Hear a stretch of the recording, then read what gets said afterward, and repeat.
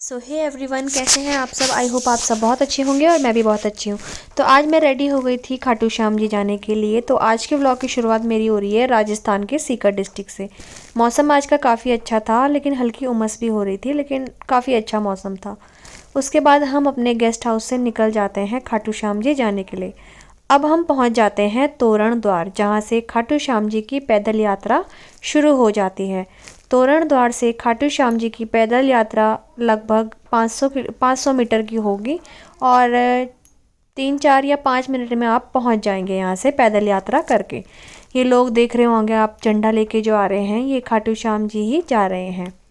और यहाँ पे देख सकते हैं आप, गुलाब के फूल भी काफ़ी बेच रहे थे लोग, क्योंकि ये खाटू श्याम जी को बहुत पसंद है और उन पे चढ़ते भी हैं। जैसे मोर का पंख हो गया, इत्र हो गया, ये सब चीज़ें। तो यहाँ पे झंडे भी खूब सारे लगे थे। तो हम तोरण द्वार पे पहुँच गए थे। तो तोरण द्वार पे हमने पहले यहाँ पे फ़ोटो शूट करवा लिया था पूरी फैमिली का, और ये मेरे दोस्त की फैमिली है पूरी। अब हम निकल गए थे पैदल यात्रा पे खाटू श्याम जी की, जो कि यहाँ से कम 500 या 600 मीटर दूर थी। और ये रास्ते हैं यहाँ के खाटू श्याम जी जाने के लिए। खाटू श्याम जी का यह मंदिर राजस्थान के सीकर डिस्ट्रिक्ट में है। खाटू श्याम जी का इतिहास महाभारत काल से महान योद्धा बर्बरीक से जुड़ा हुआ है, जो कि नागकन्या मौर्वी के पुत्र हुआ करते थे।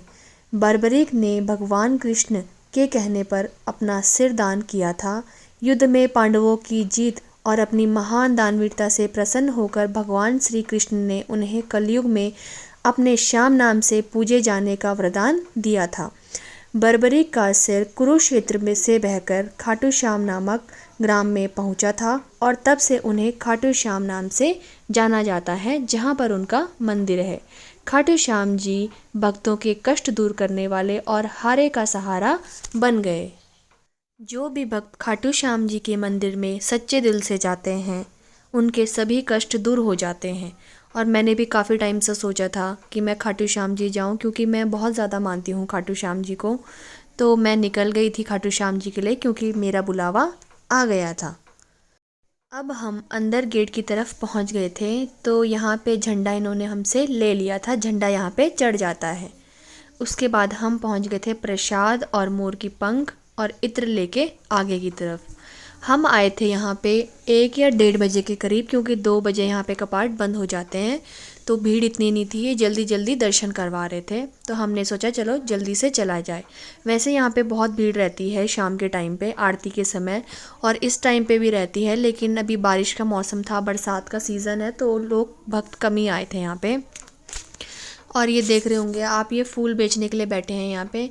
तो हम आगे के लिए निकल गए थे, और फिर हम आगे निकलते रहे।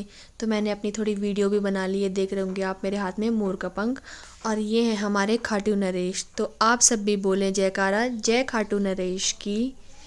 तो हम बढ़ गए थे आगे। यहाँ पे ये रास्ता होगा, जो लोग खाटू श्याम आए होंगे उन्होंने देखा भी होगा ये सब।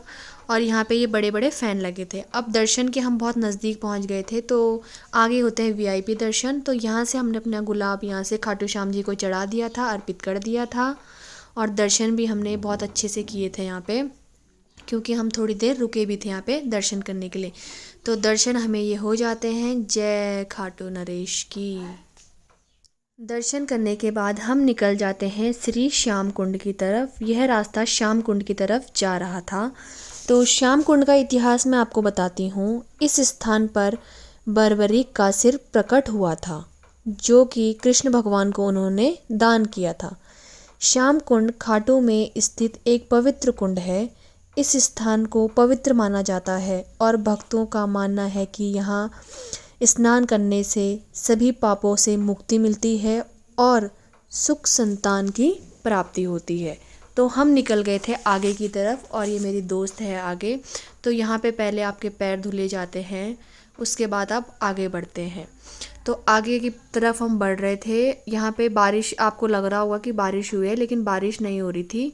ये सब जो पानी हम धो के ला रहे थे पैर, वो इसलिए गीला हो रखा था। अब ये पहुँच जाते हैं हम श्याम कुंड की तरफ।